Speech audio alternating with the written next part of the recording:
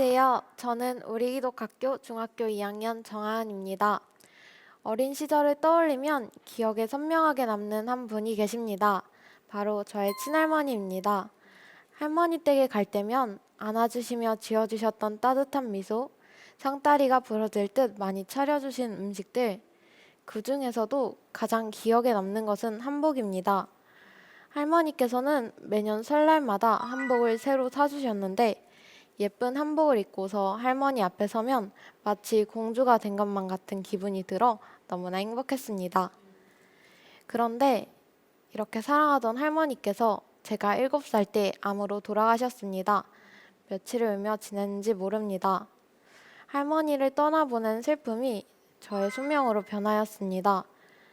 암을 비롯한 많은 질병으로 고통받는 사람들을 도우며 환자와 그 가족들의 마음까지 위로하고 싶다는 꿈을 가지게 되었습니다.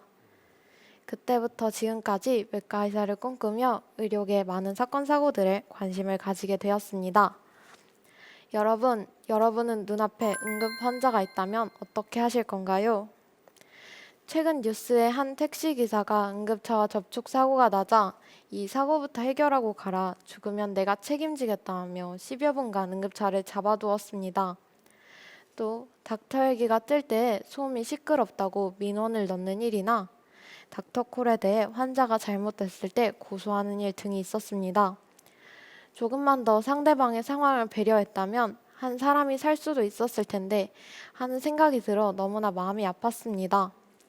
또 내 작은 행동과 결정에 한 사람의 목숨이 달려있다는 생각을 하니 모든 일에 있어서 함부로 행동할 수 없었습니다. 의사를 꿈꾸는 만큼 이런 일이 더 슬프게 다가왔고 왜 이런 일이 일어나는지 의문을 가질 수밖에 없었습니다. 왜 이런 일이 일어나는지 현직 치과의사이자 가장 가까운 의사이신 저희 어머니께 닥터콜이 왔을 때의 반응을 여쭤보았습니다. 저희 어머니께서는 혹여나 치료 도중 잘못될까봐 익숙하지 않은 분야의 질병이라 정확한 치료법으로 대처하지 못할까봐 라며 걱정이 앞선다는 반응을 보이시기도 했습니다. 이번 이 강연을 준비하면서 저는 우리가 응급 상황에서 가져야 할 자세에 대해 생각해 보았습니다. 먼저 응급 상황에서 많이 활용되는 닥터헬기에 대해 찾아보았습니다. 다른 나라와의 닥터헬기 상황과 비교하여 찾아보았는데 미국은 약 950대의 닥터헬기가 있으며 민가 주차장 등 착륙이 가능한 모든 곳에 착륙할 수 있었습니다. 세계 최초로 닥터헬기 시스템을 도입한 독일은 80대의 닥터헬기가 있으며 닥터헬기 관련 시스템과 제도가 잘 구축되어 있었습니다. 이에 비해 우리나라는 닥터헬기 7대와 헬기 이착륙장을 제외하면 이착륙이 불가능하다는 한계가 있었습니다. 게다가 남은 외상센터 중 몇몇은 헬기 이착륙 시 발생하는 소음으로 인한 민원으로 폐쇄 위기를 겪고 있음을 알게 되었습니다. 이런 문제들은 왜 일어날까요? 이 모든 일이 우리가 시민의식이 부족했기 때문이라는 생각을 했습니다.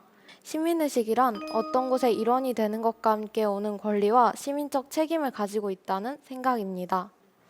저 역시도 응급 상황에서 제 시민의식의 부재를 경험한 적이 있었습니다. 부모님과 여행을 가던 도중 터널에서 사이렌 소리가 들려서 아버지께 "아빠, 사이렌 소리 비켜줘야죠" 라고 말씀드렸습니다. 하지만 아버지께서는 터널 경고음이라 하시며 계속 주행하셨고 저 역시도 그냥 느긋한 마음을 가지고 앉아 있었습니다. 시간이 조금 흐른 후 실제 응급차 소리임을 알게 되었고 늦게서야 차를 갓길에 비켜주었습니다. 사이렌 소리를 듣고도 든 저의 안일한 마음이 정말 반성되었습니다. 많은 사람들이 자신의 권리를 온전히 존중받기 원하면서 타인의 권리에 책임을 지는 태도에 대해 생각해 봐야 할 것 같습니다. 하지만 항상 그런 모습이었던 것은 아닙니다. 때로는 모세의 기적이라고 불리는 긴급 차량에게 길을 터주는 문화는 훈훈함과 훌륭한 시민의식의 모습을 보여주었습니다. 또한 닥터콜 응답에 대한 실제 설문조사에서는 의사들의 약 65%가 응할 것이라고 답변하였습니다. 시민의식에 관해 잠시 이야기하는 것은 쉽지만 삶 속에서 실천하기는 참으로 쉽지 않습니다. 사실 잠깐의 여유만 가지면 충분히 가능한 일인데 말이죠. 잠시 응급 차량이 지나갈 수 있게 비켜주는 것도 마찬가지입니다. 우리가 잠시 비켜준 5분 덕분에 한 사람의 생명이 살아 숨쉴 수 있는 것입니다. 그 안에 있는 환자가 내가 사랑하는 가족일 수 있다면 머뭇거릴 수 있을까요? 아무리 바쁜 일상이라도 잠시 여유를 가지고 긴급 차량의 길을 비켜주는 것, 사람을 살리기 위해 출동하는 닥터에게의 소음을 잠시 참아주고 이해해주는 것, 그런 마음을 가진 사람이 정말 올바른 시민의식을 가지고 있는 것이 아닐까요? 제도와 시스템도 물론 중요하지만 제도와 시스템은 우리의 시민의식에서부터 시작됩니다. 우리는 이 세상의 시민일 뿐 아니라 하나님 나라의 시민이기 때문에 세상의 시민의식에서 나아가서 하나님 나라의 시민의식을 필요로 합니다. 이웃을 사랑하고 하나님을 사랑하는 마음으로 응급 상황에 대처하는 것이 하나님 나라의 시민의식을 가지는 것이라고 생각합니다. 따라서 응급 상황에서 시민의식을 가지는 방법은 직업과 자격, 조건에 상관없이 그 사람을 살리기 위해 최선을 다하는 것입니다. 마태복음의 한 사람이 여리고로 가던 도중 강도를 만나 쓰러집니다. 이를 보고 많은 사람이 지나쳤지만 사마리아인만이 지나치지 않고 구해주었던 이야기를 아시나요? 어쩌면 우리 모두는 지나친 이들 중 하나일지도 모릅니다. 누구나 자신이 착한 사마리아인일 것이라고 착각하고 있을지 모르겠지만 위급한 상황에서 침묵한다면 우리는 비겁한 행인일 뿐입니다. 우리 모두가 진정한 크리스천 시민으로 거듭나기를 기대합니다.